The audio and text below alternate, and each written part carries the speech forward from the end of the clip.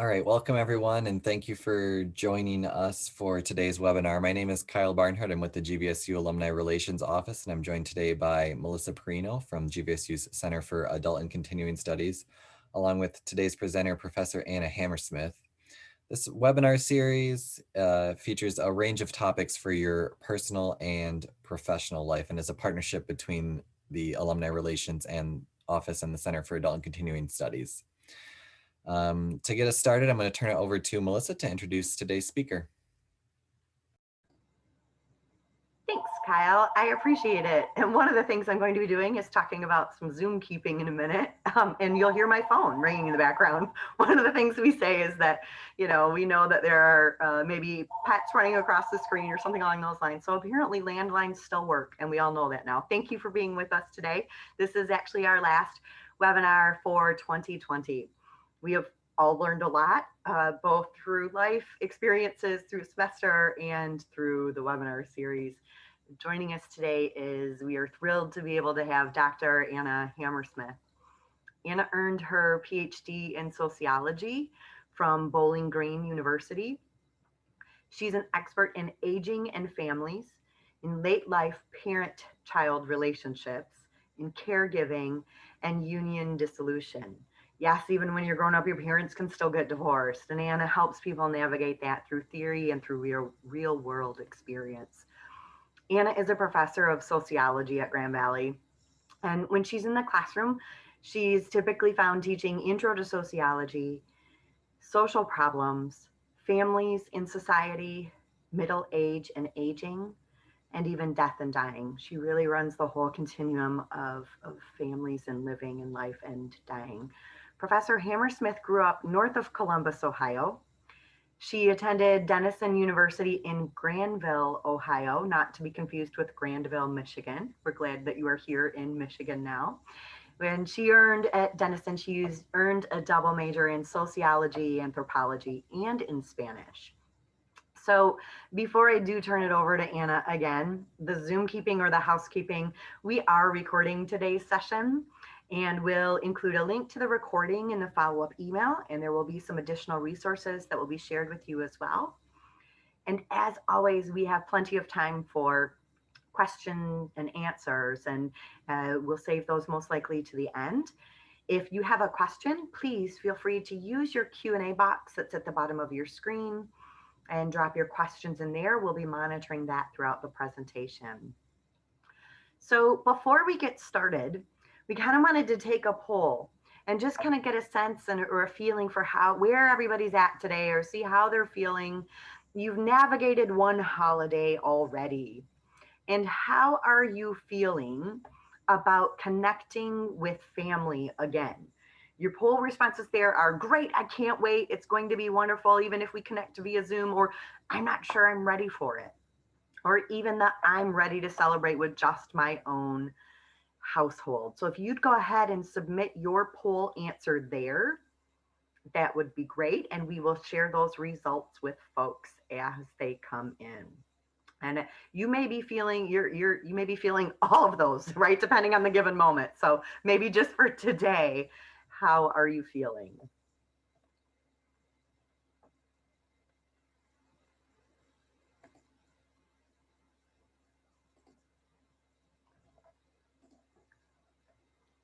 Great. Yep. Right. Exactly. I see Anna's grin is like, right, pretty much where everybody is. I'm not sure I'm ready for it.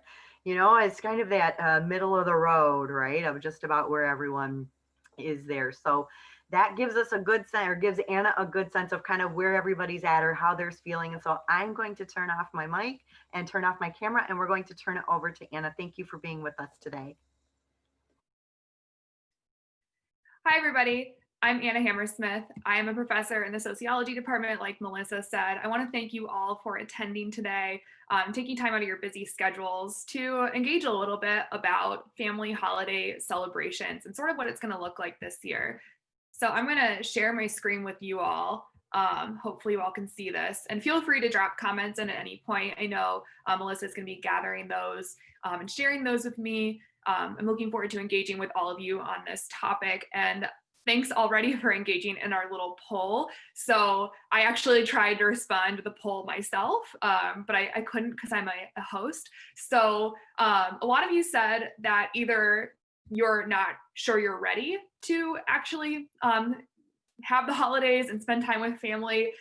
Some of you haven't decided maybe how you're spending the holidays, or maybe some of you, for example, are only spending the holidays with your own household. I'm kind of in the same boat. I haven't necessarily decided what I'm doing for the holidays, and it is looking like I'm just going to be spending it in my own household, which is my partner and then my 2 cats. And also for the Zoom etiquette part of this too, if you see a cat running across the screen, many apologies, but I can't, that's one of the joys of working from home. So I am a sociologist who focuses on family relationships, specifically relationships between older adults, specifically romantic relationships, as well as their relationships with their children. So with adult children or children in their teen or adolescent years. So this whole pandemic, although has been very challenging for all of us, has really started to bring up these questions for me as a researcher about what does family closeness look like under this new norm that we all are enduring. So here's my little introduction. So what I want to do today is talk a little bit about a sociological theory that is near and dear to my heart, and then talk about maybe how we can use this theory as a lens to view family time over the holidays, and maybe how we can use theory to help us navigate these difficult times. And then I'll leave some time for questions at the end. So I promise I won't spend too much time on the theory part. I know that maybe not everybody is a theory buff the way that I am. But we will dabble in it a little bit. All right, so intergenerational solidarity theory is the theory I'm going to be focusing on today. Again, this is a theory that is near and dear to my sociological research heart.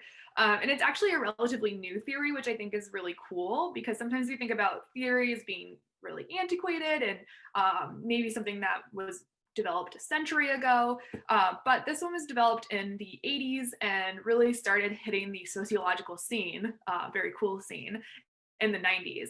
And it's a family theory that is used to examine how and why we feel close to our families. And this might seem like a pretty basic concept, but before this theory came out, we often just thought about family closeness as sort of just like this one feeling. We either feel close to our family or we don't. We either feel like we have conflict with our family or we don't. But what Bankston and Roberts sort of unearthed is that our family relationships are really multi-layered and they're multi-dimensional. And guess what? They're constantly changing. The people we feel close to right now in our families, we maybe didn't feel close to them 10 years ago. So we really have to be a little bit more mindful about how we talk about family relationships. And Bankston and Roberts, see, I think I got to use these arrows down here. Bankston and Roberts came up with 6 different ways that we can talk about family relationships. And these are all listed here. So I'm going to go through each of these and just give a brief definition and then a little bit of an example. And you can feel free to drop your examples of maybe your own examples of these different types of solidarity into the chat box and share those with me. But I'm going to try to illustrate with some of my own examples. I'm also going to illustrate with pictures of cats, because if you haven't guessed based on even this picture behind me or that one, I am a cat lady. And so I like to use cats to illustrate some of these concepts. They're not my own cats because my cats are fiercely private and want their anonymity protected during this time. But the first type of solidarity that Bankston and Roberts proposed is that there's this feeling of affectual solidarity that families have with one another. These are the feelings of love, affection, and closeness that we have toward our family.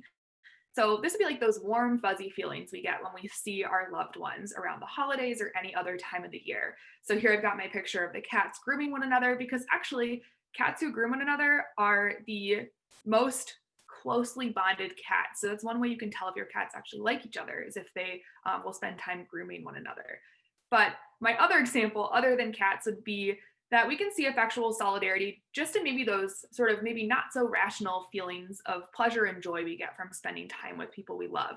So for example, my grandmother's no longer living, but around the holidays, I used to always get really excited the few weeks before the holidays because I would just get those warm, fuzzy feelings about going to see my grandmother. She and I were very close. We had a lot in common and we really liked spending time together. We didn't get to do it very often, but around the holidays, I would start to feel those feelings of like warmth and affection and excitement to spend that time with my family. The next type of solidarity is consensual solidarity. I've got some cats playing poker up here, and I'll explain why in a second. But this is how much agreement we share with our family members. So, how much do we like to do the same things? How much do we like to spend time together? Maybe engaging in shared activities. So, I have these cats up here playing poker because, they're all engaged in this same game or same hobby. So, sometimes with family members, we feel close to them because we like to do the same things. And I will draw my example with my grandmother again. We had, sort of a mid-level of consensual solidarity because we both like to do things like reading, we both like to cook and bake, but we had some differences in the things we like to do. My grandmother watched more television than I did, and I probably played more computer games or something like that, especially when I was younger. The third type of solidarity is called functional solidarity. And this is one that many of you might be familiar with if you care for young children or aging relatives. And this is the idea that our closeness to our family can be showcased by how much assistance that we offer family members or even how much assistance that we receive ourselves. And this can be all types of assistance. It can be financial. So, do we give or receive money with our family members? It can be time, or it can be emotional. So we often don't think about these types of emotional assistance we provide, but any advice, counsel, even a listening ear can be seen as a type of assistance. So here I've got a little kitten playing with some money because maybe he's going to send some of that money to his cat friends to show how close he is with his cat family. But my own example with my grandmother, not cat related, would be that when I was younger, my grandmother offered me a lot of financial assistance. Especially when I was in college, she would always make sure that I was doing more than eating ramen noodles or Easy Mac. She would make sure that I had money to buy healthy food for myself. And then as my grandmother aged and experienced health issues, I would often return the assistance. For example, I would live with my grandmother over holiday breaks in order to help her out with things around her home or take her to doctor's appointments and be there for her as she grew older. The next is normative solidarity. And here I've got a little cat that actually kind of looks like one of my cats. He's doing a White House press conference. And this is because how close we feel to our family can depend on our social behaviors and our values and norms. So this is more of those sort of larger belief systems that we have. So like maybe do we practice the same religion as our family? Do we have the same political views? Do we have the same maybe etiquette norms and mannerisms? And these similarities or dissimilarities can affect how close we feel to our families. I think this one is especially pertinent today because a lot of us feel maybe agreement or disagreement with our families over politics and over pandemic related protocols as well. And I almost forgot my example, but my example with my grandmother would be that we didn't have a ton of normative solidarity. So that was one of those areas where maybe we had a little bit of disagreement. We often avoided talking about things like politics because we had some differing views, although we were able to find a lot of points of agreement too.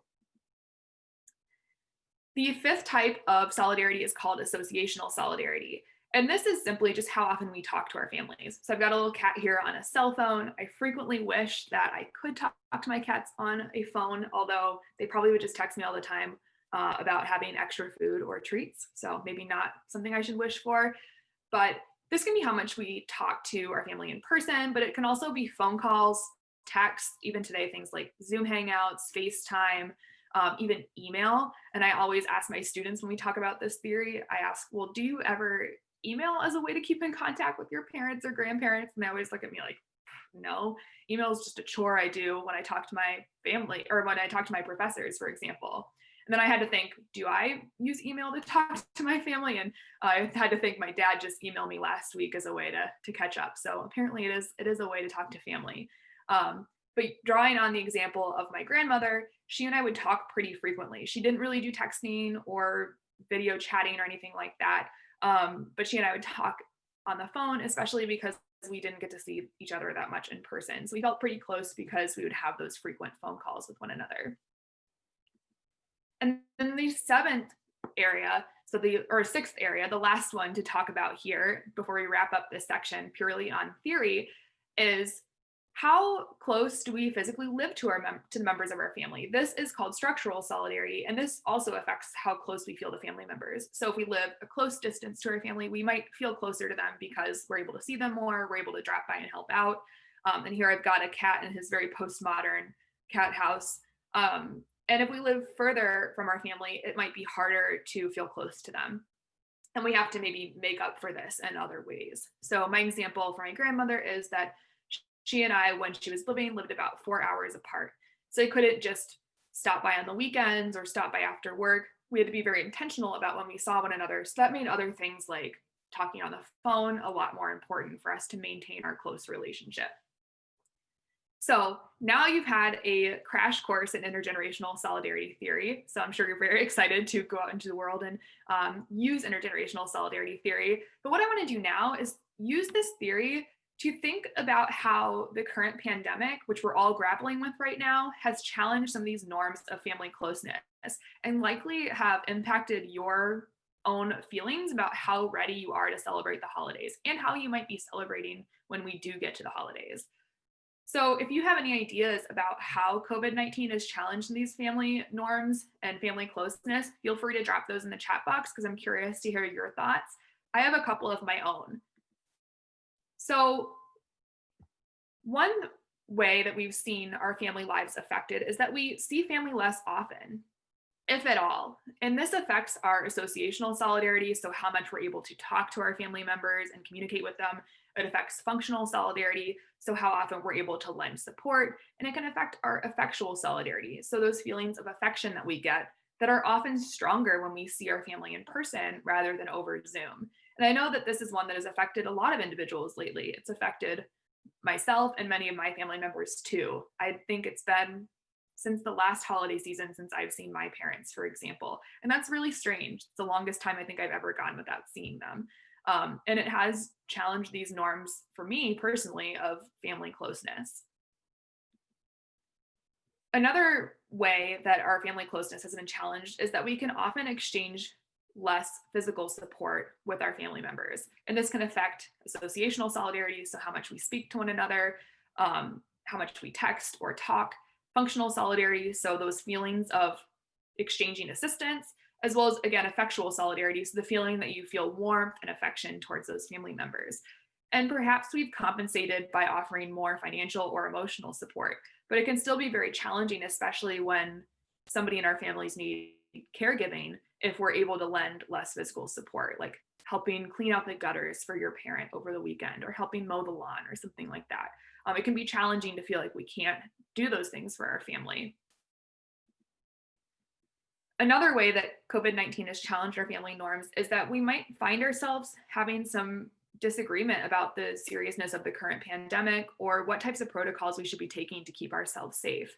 And this can be really challenging for some families because things like politics, which we might not agree on, we maybe were able to avoid chatting about before with our families because we know we don't agree. But when it comes to mask wearing and social distancing, this can be a huge challenge if you don't necessarily have agreement with your family members on how to go about protecting oneself. And this relates to consensual solidarity and, most importantly, normative solidarity. So normative solidarity is that idea that we share values, norms, and behaviors with our family members. And I know this has been one that has been quite challenging for me because I've found that there are a couple of members of my family that I have low agreement with on how seriously we should be reacting to the pandemic. And that's challenged my relationship with those family members. So now you're probably feeling like, oh no, family closeness has been jeopardized during this time of coronavirus. And there are a lot more examples we could go through, but what I really want to spend some time talking about is it's not all doom and gloom, right? So that's not what I came here to say. One thing that I've been thinking about a lot lately in my classes and in my own research, and just because I'm a sociologist, so I spent some time thinking about theory, is how can we apply theory to better understand our own family relationships and maybe improve those relationships during difficult times like a pandemic? And this is every sociologist's dream, right? We want to make theory come to life. So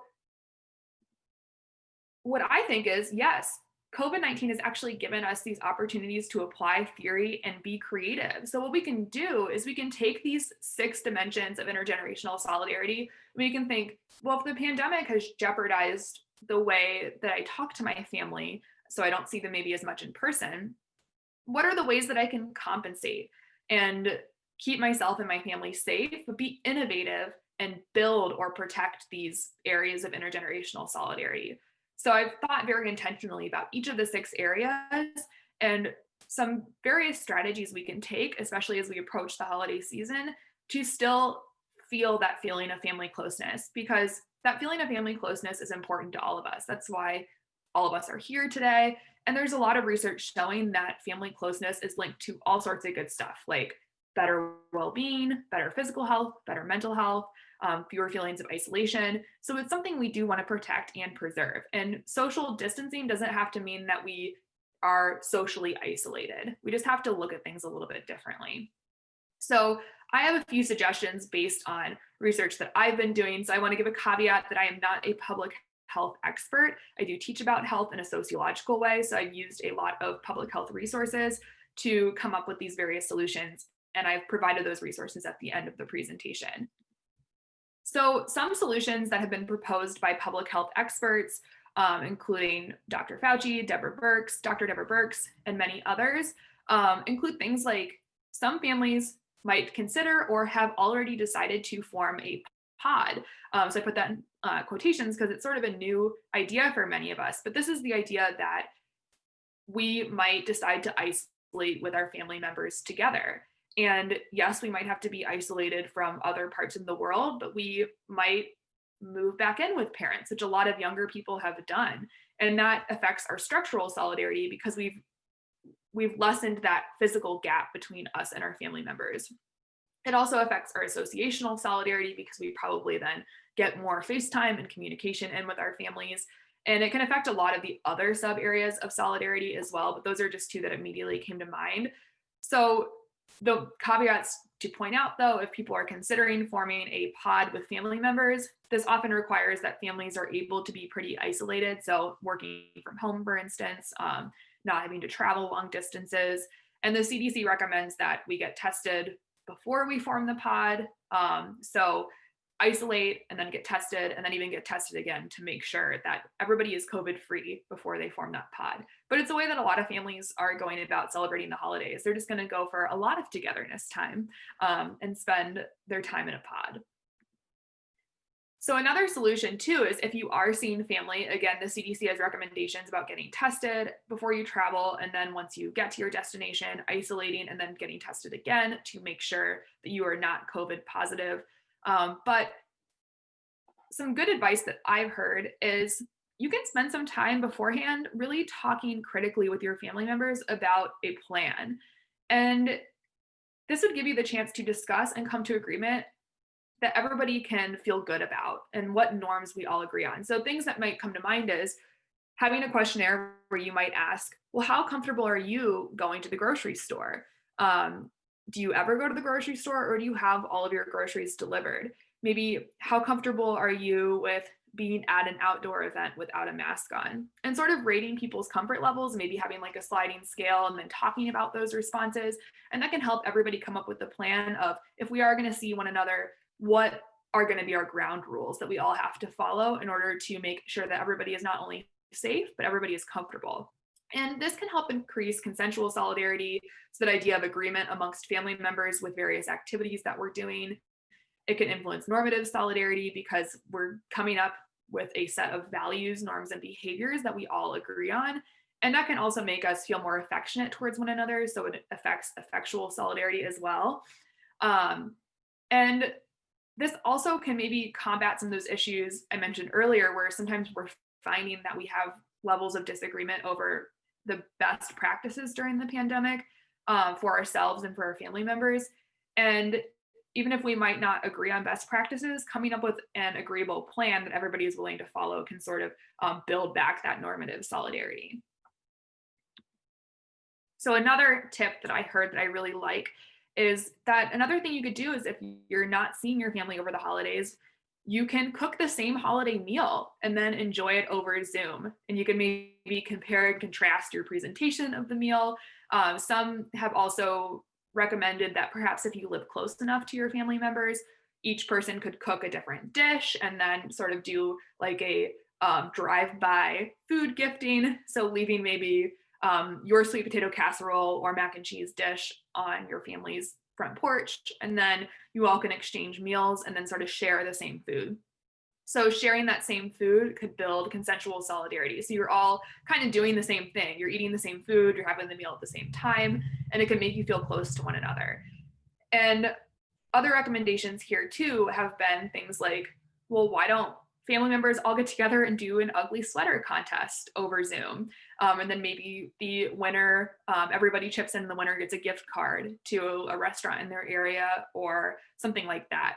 Or what about a gingerbread decorating contest? So you can do either gingerbread cookies or a house and have the kids or even adults decorate and then compare their creations with one another.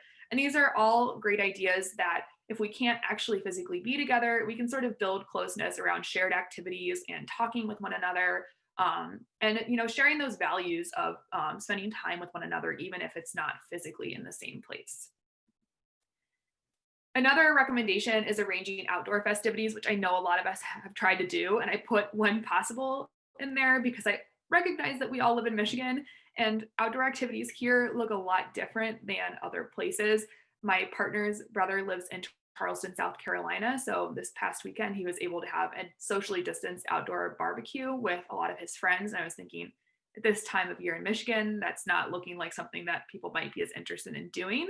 But experts have recommended that if you have a garage or another open air patio or something like that, you could even arrange maybe an outdoor picnic or barbecue or something of that nature. And, we're in the Midwest, so you could set up some yard games still. Everybody can bundle up, wear gloves, and maybe play cornhole, for example. And that'd be a way to build consensual solidarity and associational solidarity. So agreement of shared activities and spending time with one another. And also it'll keep you warm, right? So moving around outside will help you fight off feeling too cold in our Michigan weather. And this is one of my favorites. One expert that I listened to on a podcast said, we should all be doing? We should be taking a cue from long distance romantic relationships. Because in these relationships, you have to build a feeling of closeness without actually seeing one another. And people have been having successful long distance relationships for a really long time in the United States. So what are some strategies that people in romantic relationships at a distance take? Well, one thing they do is they might send care packages to one another. So maybe if we can't be there physically to offer our time and assistance, we can send little mementos and things that remind us of the person. So for example, this past weekend, my partner and I arranged a Grand Rapids gift basket for my mom and her partner, and we sent it off to them. So just a few things from around the area of places we like to go with them when they are here, so they can enjoy those on their own time and we can talk about them later. We also can do things like texting or emailing pictures. So I've sent copious amounts of pictures to my family members of my cats over this pandemic. We can talk about stories that remind us of that person or times that we've shared with them in order to build those feelings of affection, so affectual solidarity, remind us of those shared times together, so consensual and associational solidarity, and then also engaging in functional solidarity, so that assistance, that exchange of assistance and gifts through sending a care package, for example. So I really like that tip because we often don't think of family relationships as intimate relationships, but they are because we share a lot of closeness with the people in our families. And then another one too that I think from this entire pandemic is, although we might find we have some disagreement with some family members, we might also find through conversations with relatives that we have more agreement than we maybe previously thought. And this might increase our normative solidarity, so the idea that we have shared values, norms, and behaviors with our families, and consensual solidarity. So how we agree to spend our time and with each other or separate from one another. So my example for this one is that my father and I typically have had more than our fair share of disagreements over things like politics and the economy, etc. But during the pandemic, we have actually found that we have a lot of agreement about the ways to keep ourselves safe and our family safe. And we found this new area of closeness in our relationship that didn't exist before. And that's been a positive thing that he and I have taken from the pandemic and will likely continue to create a closer bond between he and I in the future. And that you might have your own ideas. So sorry to skip ahead here. This is my last idea about how theory can potentially help us. And if you have any of your own ideas that have come up while I've been going through some of these, again, feel free to drop them in the chat box. I'd love to read some of your examples. And I also have a few extra additional resources. So I got a lot of these ideas from an episode of NPR's Studio 1A, which was excellent. I can share that. The CDC obviously has recommendations. And then there's also some good sites too, like Penn Medicine. They had some really good solutions to things that we're all facing right now. And I guess now I'll stop for questions. Anna, thank you so much. You actually mentioned in there about a sociologist dream, I believe, and theory, bringing theory, making it come to life. And that's exactly what you just did for us. I know many of us are exhausted, right? It may be the last week of classes and semesters, and those are finals. And so we didn't see a lot in the chat, but I know the wheels were turning, right? And before, you talked about the creativity pieces. That's exactly what we've had to do this entire time, right? Is think in new ways. And I love the way that you really did bring theory to life and share that with us, and share some of those ideas that were things where I thought, maybe it's just me because I do wacky stuff all the time and these creative things that I've been doing, right? But it actually is ways that we manage to stay connected to others. And I know one of the things that in thinking about it being family theory, what about the series is about both personal and professional. And sometimes we think of our work as our family, right? An extension of our family or different ways. And so can we apply the same sorts of things to relationships that we have in the workplace?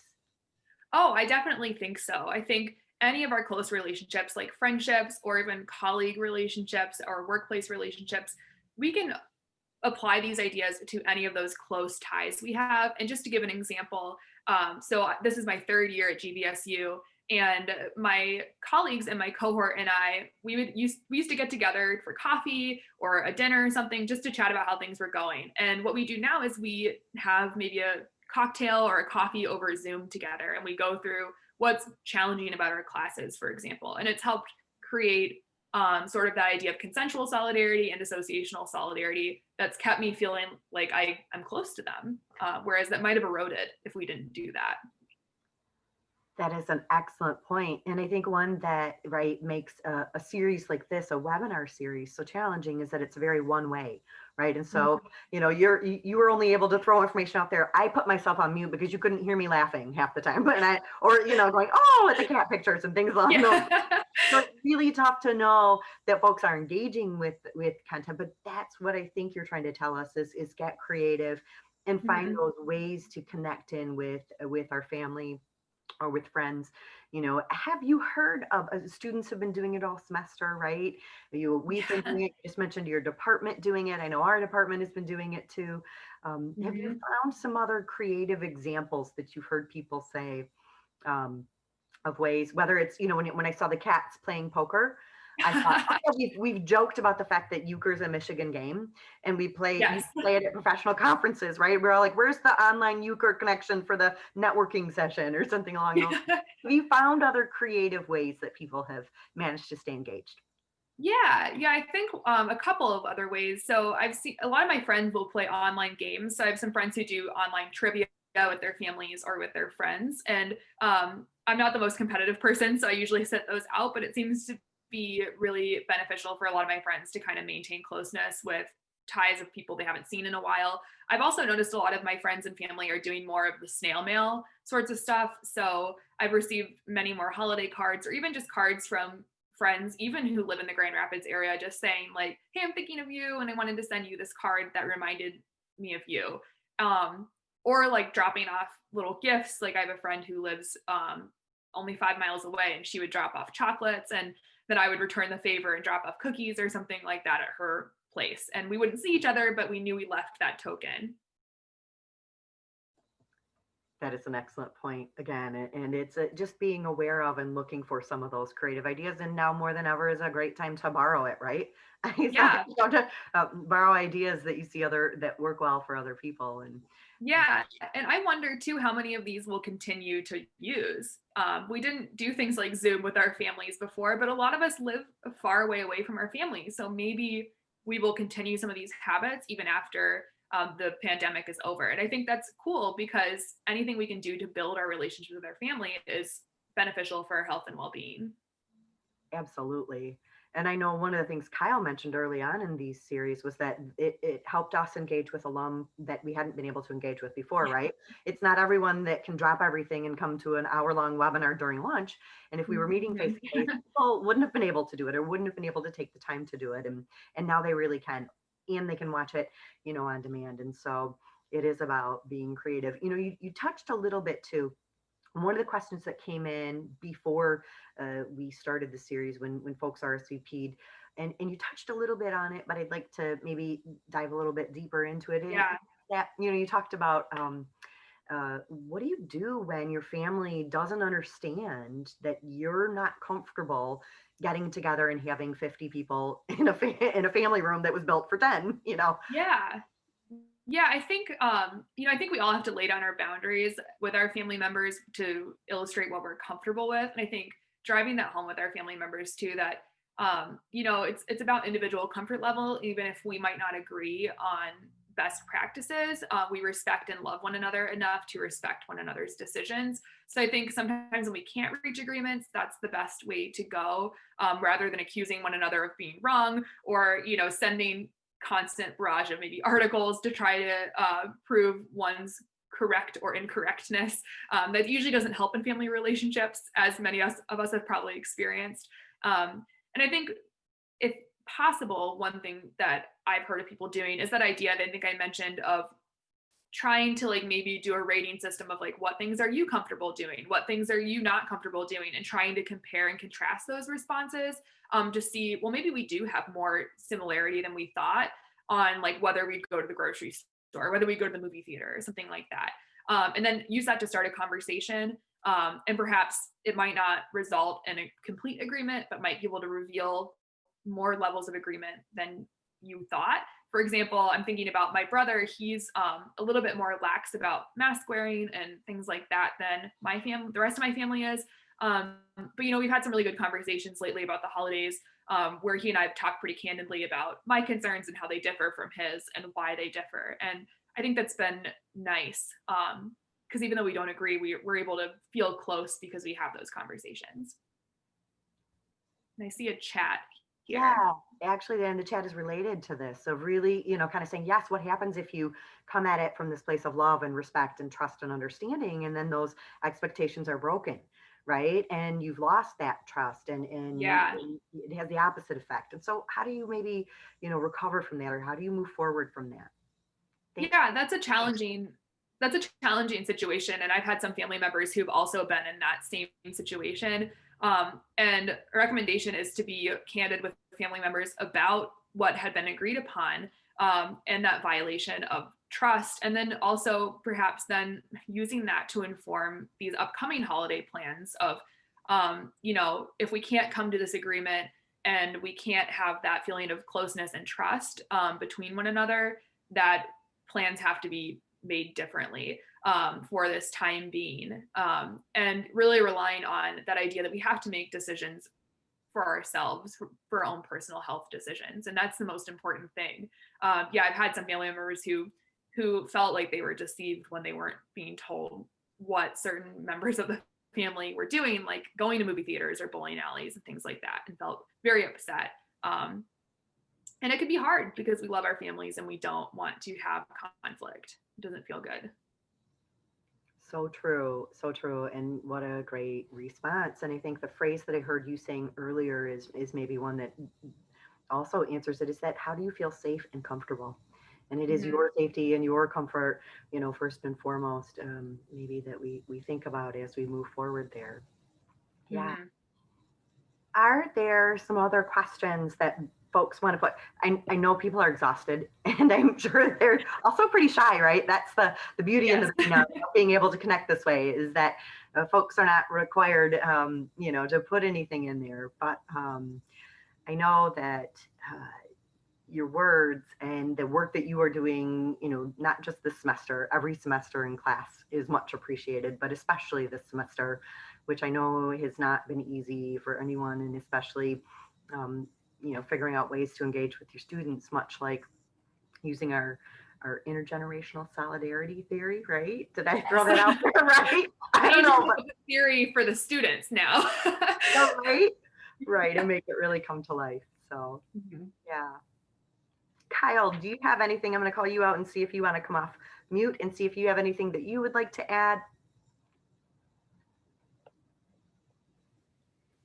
I'll throw out a question to Anna. It's a little bit maybe tangential to what you've been talking about, but I'm wondering if you, as a sociologist and having a really deep understanding of these theories and kind of the dynamics of these relationships, do you find it easier to manage these kinds of situations in your own life? How do we translate these theories into practice for those of us who aren't sociologists? I think that's a really good question, and it's something I've definitely grappled with. So I am a sociologist, but that often doesn't make my maybe initial reactions any more enlightened than anybody else when I experience difficulties with my own family. But I think in creating this presentation, I really reevaluated who I am as a sociologist and how that relates to how I view family closeness. So how would I apply these? How would I apply these? So I think what I like to do is I like to break down the theory into like the 6 parts. And I like to think, okay, like if I'm feeling maybe like I haven't talked to my brother or my dad in a while, what are some ways I can engage with him other than just reaching out via phone? So kind of sharing those memories or texts, or I just sent him a cat drinking fountain via chewy.com. So he just got 2 new kittens. So trying to think of these ways that I can tell him I'm thinking about him in nonverbal ways, or say I'm thinking about things like consensual solidarity. So maybe like taking a walk at the same time as my mom and having that same shared activity, and knowing she's doing that in Cincinnati where she lives and I'm doing that here in Grand Rapids. So I think about like, I break down the theory into like the little pieces parts and think, okay, what are the ways that I can enhance this or this? And I know we're not all as calculated about thinking about it like that. And I don't always think about it like that either. But I, as a sociologist, dream come true to interweave any research or theory into our own lives. Very nerdy in that sense. Well, if there's no other questions here, then I think we'll wrap it up. Anna, thank you so much for joining us today. This was fantastic. For all the attendees, we have dropped a link to a quick feedback survey. It's just 3 quick questions in the chat. And then also would encourage you to mark your calendars for January. We have some additional webinars coming up. Dr. David Coffey from the university's Design Thinking Institute will be joining us for a webinar in January to talk about using some design thinking techniques to set and achieve goals in the new year. And then the Alumni Relations Office is also launching the first in the Sustaining Change series. That's focused on opening difficult conversations on race with alum Dar Mayweather. And then we'll have more webinars coming online as well. So I've dropped a link to those upcoming events as well. And then just know that Grand Valley is here to support you. Little advertisement here in your continued learning and development through the Laker Lifetime Learning Commitment. And that comes with career resources, alumni networking, and a lot more. And we've dropped a link to that in the chat as well. I see one question. There will be a recording of this, yes. We'll send a link to that in the follow-up email, and that will also be available on our website and our YouTube page. So we'll send that along with the resources from Anna's presentation in a follow-up webinar in a day or two. So Anna, thank you again. Melissa, thank you. And thank you everyone for joining us. Thank you. Thanks, everybody. Thank you.